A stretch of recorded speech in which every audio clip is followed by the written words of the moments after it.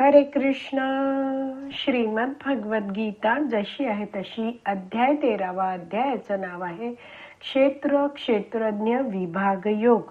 6 आणि 7 एकत्र श्लोक आहेत. त्यावर श्रील बलदेव विद्याभूषण यांनी आपल्या गीताभूषण टीकेमध्ये 7व्या श्लोकावर काय लिहिलं आहे ते वाचायला सुरू करणार.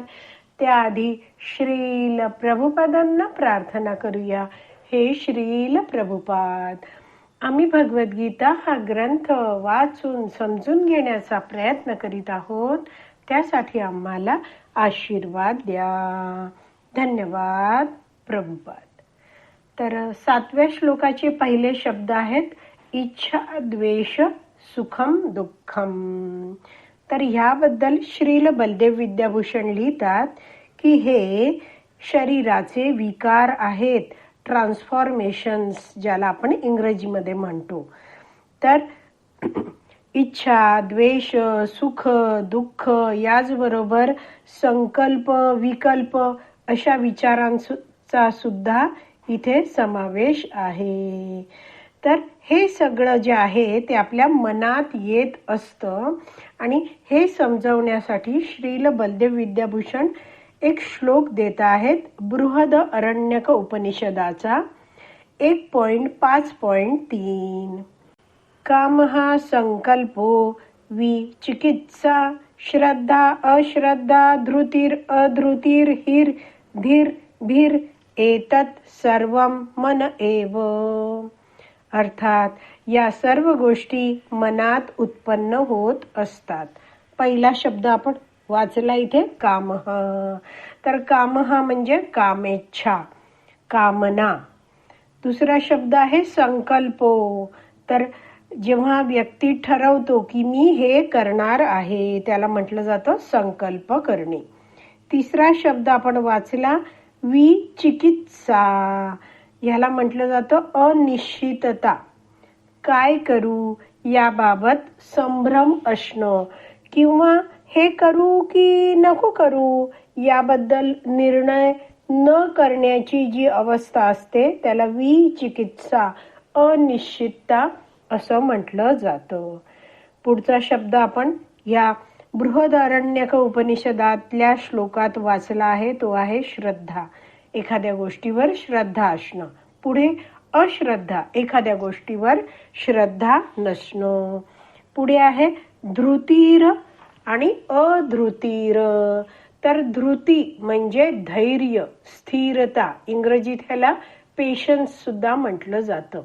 आणि अधृती म्हणजे अधैर्य, अस्थिरता. पुढचा शब्द आहे हिर. हिर म्हणजे नम्रता, लज्जा. एखादं चुकीचं कार्य करण्यासाठी संकोच वाटणे किंवा हातून चुकीचं एखादं कार्य घडून गेलं आहे, चुकून एखादी घटना घडून गेली आहे तर त्याबद्दल हुरहुर वाटत राहणे ह्याला हिर असं म्हटलं जातं. पुढचा शब्द आहे धीर. धीर म्हणजे बुद्धी आणि भीर शब्द म्हणजे भय. तर ह्या सगळ्या गोष्टी आहेत त्या मनात उत्पन्न होत असतात असं बृहद अरण्यक उपनिषदातल्या या श्लोकामध्ये सांगितलं आहे. याविषयी वैष्णवाचार्य समजवतात की हे सगळे आपल्या मनाचे विकार आहेत.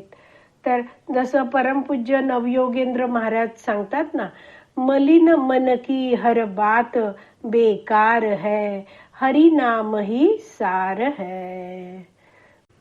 श्रील बलदेव विद्याभूषण 7व्या श्लोकातल्या पहिल्या शब्दाबद्दल लिहितात इच्छा. इच्छा हा गुण मूळतः आत्म्याचा आहे, मात्र तो गुण मनाद्वारे प्रकाशित होतो. आत्मा असतो तो चिंतन करतो, त्याला भावना असतात आणि विलिंग म्हणजे इच्छा करतो. जसं आपण नेहमी म्हणतो ना, थिंकिंग, फिलिंग, विलिंग. तर जीवात्मा आहे तो भगवंतांचा नित्य दास आहे आणि त्यामुळे हा जीवात्मा आहे तो भगवंतांबद्दल विचार करत असतो, ज्याला थिंकिंग म्हटलं जातं. भगवंतांच्या सेवेत हा आत्मा असल्या कारणाने तो आत्मा आहे तो कृष्ण भावना भावित असतो. ह्याला म्हटलं जातं फिलिंग, भावना भावित असणं. तर भगवंतांप्रती जीवात्म्याचा प्रेम भाव असतो. आणि विलिंग म्हणजे इच्छा असते भगवंतांची, आणखीन मी कशी उत्कृष्टरित्या सेवा करू. तर अशा रीतीने जीवात्मा आहे तो नेहमीच प्रेरित असतो. आणि म्हणून म्हटलं जातं की हा इच्छा जो गुण आहे तो मूळतः आत्म्याचा आहे. आणि या सगळ्या इच्छा मनाच्या माध्यमातून बाहेर येतात. कलुषित मन असेल तर व्यक्ती आहे तो थिंकिंग कसलं करेल, विचार कसला करेल, जे पूर्वी त्यांनी इंद्रिय तृप्ती केली आहे, इंद्रिय भोग केले आहेत, त्याचेच विचार तो आता करेल. भावना कशी असेल, काम भावना, भोग भावना असेल, इंद्रिय उपभोगाची तो इच्छा करेल. तर अशा रीतीने मन या सगळ्या इच्छा प्रकट करत असतं. श्रील बलदेव विद्याभूषण पुढे सहस्रनाम स्तोत्रातील एक श्लोक देतात. हा श्लोक आहे महाभारत 13.135.14. हा इमं स्तवं भगवतो विष्णोर्व्यासेन कीर्तितं पठेत य इच्छेत पुरुषः श्रेयः प्राप्तुं सुखानि च.